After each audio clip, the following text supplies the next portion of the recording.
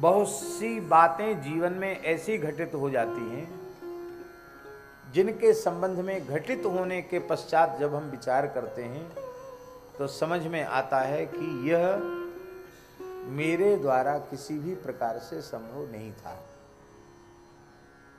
इतना बड़ा काम हमारे जैसे साधारण मनुष्य के द्वारा कैसे हो गया? तो उस समय यह नहीं सोचना चाहिए कि मैंने अपने श्रम, अपने पुरुषार्थ या अपने सुकृत से ये किया। गीता जी में भगवान क्या कह रहे हैं? अहंकार विमूढ़ात्मा कर्ताहमिति मन्यते। पर जो साधु पुरुष होते हैं, सज्जन पुरुष होते हैं, वो किसी भी उपलब्धि का श्रेय स्वयं नहीं लेते हैं। वे उपलब्धि का श्रेय अपने पूज्य गुरुजनों को ही प्रदान करते हैं। इसमें एक बहुत बड़ी बात है कि स्वयं अहंकार से व्यक्ति बच जाता है। हमारे पूज्य गुरुदेव भक्तमाली जी कहते थे, अहंकार किसी काम में नहीं आता। महाराज जी कहते थे अहंकार किसी काम में नहीं आता। किस काम में आता है? तो महाराज जी कहते जैसे बनी बनाई खीर में कोई मिट्टी का तेल डाल दे, केरोसिन डाल दे, तो क्या होगा खीर का? है? खीर खाने की तो बात दूर रही, खीर सूंघने के योग्य भी नहीं रह जाएगी। ऐसे ही मनुष्य के जीवन की जितनी उपलब्धियां हैं विशिष्ट, उनमें वो तो खीर के जैसी हैं और उनको मिट्टी के तेल जैसा अग्राह्य बना देता है अहंकार। इसलिए अहंकार कभी नहीं करना चाहिए। और अहंकार से बचने का साधन यही है कि हम निरंतर गुरु गोविंद की कृपा का अनुसंधान करें। हमने जो कुछ किया भगवान की कृपा से किया। और देखिए ये बात बिल्कुल सत्य है, हम जो कुछ कर रहे हैं वो भगवान के अनुग्रह से ही कर रहे हैं। उपनिषद में एक आख्यायिका है कि त्रिलोक विजय का अभिमान देवताओं को हो गया था, तो भगवान ने कृपा पूर्वक उसे नष्ट करना चाहा और एक विलक्षण तेजोमय यक्ष के रूप में भगवान प्रकट हो गए। और इंद्र को बड़ा कौतूहल हुआ कि है क्या चीज, इतनी विचित्र क्या है। तो सबसे पहले उन्होंने कहा भाई कौन पता लगाएगा इसका? अग्नि बोले हम लगाएंगे, क्योंकि अग्निम ईड़े पुरोहितम, ये तो पुरोहित हैं। सबसे पहला ऋग्वेद का मंत्र अग्नि शब्द से ही आरंभ होता, अग्निम ईड़े पुरोहितम देवस्य ऋत्विजम। तो ये जातवेदा हैं, अग्नि हैं, अग्नि महाराज ने। उन्होंने वही अहंकार वाली युक्ति की। उस तेजोमय परमात्मा ने पूछा कस्त्वम, तू कौन है? ये नहीं कहा कि महाराज जी आपका परिचय क्या, ये सब नहीं कहा। कस्त्वम, तू कौन है? तो वो तो बड़े अहंकार में गए थे अग्नि। उनको लगा कि हमारा बड़ा भारी अपमान हुआ। अग्नि बोले अरे तुम जानते नहीं हमको, जात वेदा, मैं अग्नि हूं। गुरुजी जातवेदा शब्द का बड़ा सुंदर अर्थ महाभारत में लिखा है। महाभारत में लिखा है वेदास्त्वदर्थम जातावई जात वेदा ततो ह्यसि। बहुत ऊंची बात। वेदाह त्वदर्थम जाताह, वेद हे अग्नि आपके लिए ही वेदों का प्रादुर्भाव हुआ, वेदों का प्राकट्य आपके लिए। क्योंकि वेदों का जो प्रयोगात्मक स्वरूप है वो यज्ञ के द्वारा ही चरितार्थ होता है। और यज्ञ अग्नि है, अग्नि स्वरूप ही तो है यज्ञ।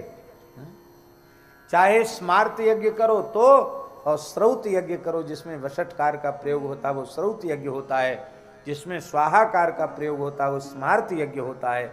श्रौत स्मार्त किसी भी यज्ञ में अग्निस्थापन होता है। इसलिए वेदों का प्रादुर्भाव अग्नि के लिए। जात वेदास ततो यसी, वेदास त्वदर्थम जातावई जात वेदास ततो यसी। आपके लिए वेदों का प्रादुर्भाव हुआ है अग्नि, आप जात वेदा हो। क्या कर सकते हो तुम?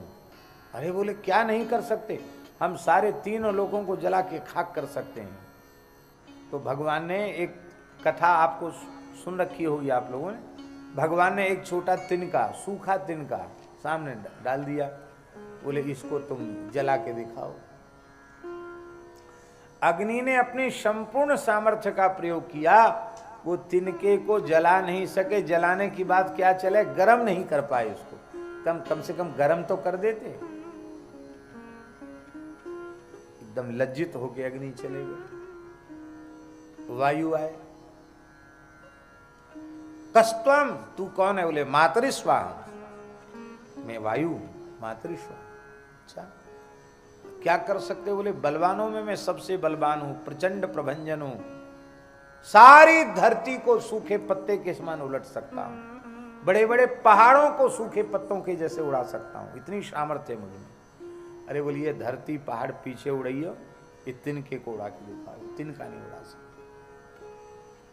सब देवता जब समझ न सके उस विलक्षण तत्व की महिमा को और वे निराश होकर आ गए, तो इंद्र गए तो वह विलुप्त हो गया, अंतर्धान हो गया, तिरोहित हो गया। क्यों? कि इंद्र को ज्यादा अहंकार था त्रिलोक विजय का, तो इंद्र के अहंकार को चूर करने के लिए वो अंतर्धान हुए कि जिनको तुमने भेजा उनको तो हमने बात करने लायक भी समझा, जो कुछ हुआ मेरी कृपा से हुआ, उसको तुमने अपनी स्वतंत्र उपलब्धि मान लिया, तो तुम्हारे जैसा अपराधी तो बातचीत करने लायक भी नहीं। इंद्र को बड़ी लज्जा हुई कि अरे हमको उस विलक्षण तेजोमय महापुरुष ने संवाद के योग्य भी नहीं समझा। इंद्र को लज्जा हुई, आकाश में भगवती पराम्बा उमा भगवती प्रकट हुई और उन्होंने इंद्र को अहंकार शून्य होने की प्रेरणा प्रदान। इस कथा के स्मरण कराने का प्रयोजन केवल इतना है कि सूर्य, चंद्र, अग्नि, वायु, वरुण आदि देवता भी बिना भगवत कृपा के कुछ नहीं कर सकते, तो हम तो अत्यंत सामान्य मनुष्य हैं। हमारे द्वारा जो कुछ किया गया वो भगवान के अनुग्रह से हुआ, गुरुजनों की कृपा से हुआ, संतों की कृपा से हुआ, भगवान की कृपा से हुआ। ऐसा यदि हम अपने आप में अनुभव कर लें तो अहंकार से उत्पन्न होने वाले जो प्रचंड दोष हैं उन दोषों से हम बच जाएंगे। सारे दोष अहम और मम से ही उत्पन्न होते हैं, और अहम और मम की जोड़ी है। अहम होगा तो मम होगा, मम होगा तो अहम होगा, और अहंकार ममकार से जब जीव बच जाता है तो मरने के बाद मुक्ति की आवश्यकता नहीं, जीते जी मुक्त हो जाता है, जीवन मुक्त हो जाता है। कितना बढ़िया हुआ है। वाल्मीकि रामायण में हनुमान जी कह रहे हैं रावण से, राम जी के बारे में, रावण जिसे तू मनुष्य कह रहा है वो राम जी कौन हैं? तो हनुमान जी का वचन है वाल्मीकि रामायण सुंदरकांड में, कर्ता कारयिता च सह। हनुमान जी कह रहे हैं राम जी कर्ता भी हैं और कारयिता भी, करने वाले भी हैं और कराने वाले भी भगवान ही। तो हम व्यर्थ अहंकार अपने ऊपर लेते हैं कि हमने किया अथवा हमने कराया। किया भी भगवान का और कराया भी भगवान का, ऐसा अनुभव करना चाहिए। कर्ता कारयिता च सह, भगवान कर्ता। अच्छा, कर्ता व्याकरण में कर्ता की परिभाषा क्या है? स्वतंत्र कर्ता, पाणिनि जी का सूत्र है स्वतंत्र कर्ता। अब ये स्वतंत्र जो शब्द है इसका अर्थ भगवान को छोड़कर और कहां घटित होगा? सर्वतंत्र स्वतंत्र केवल एक भगवान है। व्यवहार में भले ही हम किसी को कर्ता कह दें, लेकिन सच्ची बात है गुरुजी ने जैसा पढ़ाया है कि शब्द की अपर्यवसायी जो वृत्ति होती शब्दार्थ करने की, उस अपर्यवसायी वृत्ति का आश्रय जब हम लेंगे तो स्वतंत्र शब्द का अर्थ परमात्मा में ही जाएगा, क्योंकि स्वतंत्रता केवल भगवान में है।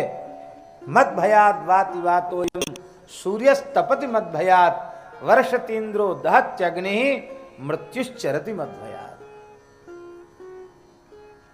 सब कुछ भगवान के द्वारा हो रहा है। अब एक प्रश्न है कि जब कर्ता भगवान है और कारयिता भगवान है तो हमको फिर स्वर्ग नरक आदि क्यों भोगने पड़ते हैं? कोई पूछ सकता है ये बात? भाई जिसने किया अथवा जिसने कराया वही भोगे। करने वाले को कराने वाले को दोष लगे, हम तो कुछ है ही नहीं। अच्छा काम हो तो स्वर्ग भी परमात्मा ही भोगे, और कुछ अनुचित कार्य हो जाए तो नरक भी परमात्मा ही भोगे। जीव को स्वर्ग नरकादि का सुख दुख क्यों भोगना पड़ता है? बड़ा जटिल प्रश्न है ये, और इसकी आड़ में लोग बहुत ऊटपटांग काम करते हैं। लोग कहते हैं अरे ये सब करने कराने वाले भगवान है, भगवान की इच्छा से कर दिया। ऐसा भी लोग कह देते हैं करने वाले लोग। पत्ता भी बिना भगवान की इच्छा के नहीं हिलता, तो जो कुछ हुआ भगवान की इच्छा से हो गया। इसमें भी क्या है विशेषता भैया जी, अच्छा काम तो हमारे द्वारा हो गया, हमारी इच्छा से हो गया, और कुछ गड़बड़ हो गया तो भगवान की इच्छा से हो गया। तो ये भेद क्यों रखते हो कि अच्छा तो हमने किया और जो अनुचित हो गया वो भगवान की इच्छा से हो गया? ऐसा क्यों सोचते हो? सच्ची बात यह है कि जिस क्षण जीव हृदय से यह स्वीकार कर लेगा कि भगवान कर्ता भी हैं और कारयिता भी हैं, उसी समय वह पुण्य पाप की जंजीर से मुक्त हो जाए। फिर वह भगवान के हाथ का खिलौना बन जाएगा, भगवान के हाथ का उपकरण बन जाएगा। फिर भगवान ही उसके शरीर के द्वारा कार्य करेंगे, वह व्यक्ति कार्य करने वाला नहीं होगा। महापुरुषों के द्वारा भगवान ही काम करते हैं, भगवान का उपकरण बन जाते हैं महापुरुष, और भगवान उनके द्वारा बड़े बड़े कार्य कर देते हैं। पुण्य पाप के बंधन में नहीं रहते। इस प्रकार का जैसे विश्वास है कि भगवान कर्ता भी हैं और कारयिता भी हैं, ऐसा विश्वास जिस भाग्यशाली जीव को हो जाता है, निषिद्ध आचरण जागृत की तो चले क्या, स्वप्न में भी उसके द्वारा निषिद्ध आचरण नहीं होगा।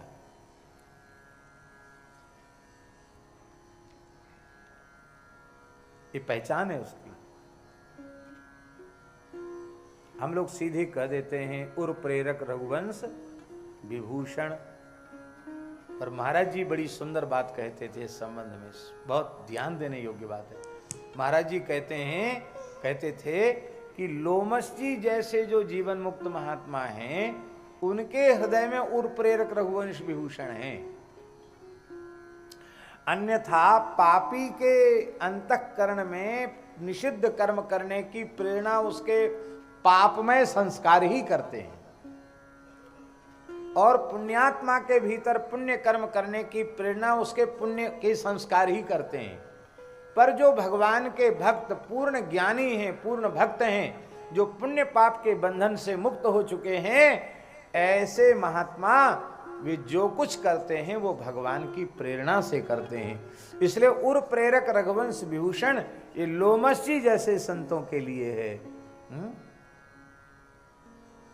और ये भी उन्हीं के लिए है। उमा दारू योषित की नाई, सबहि न चावत राम गुसाई। वो भी उन्हीं के लिए है जो भगवान के हाथ की कठपुतली बन गए हैं। भगवान के हाथ की कठपुतली नहीं बने तो तुमको जो तुम करोगे वही तुम्हें भोगना पड़ेगा। कबीरा तेरी झोपड़ी गलकटियन के पास, जो करेगा सो भरेगा, तू क्यों होए उदास। जो करेगा उसको भरना पड़ेगा।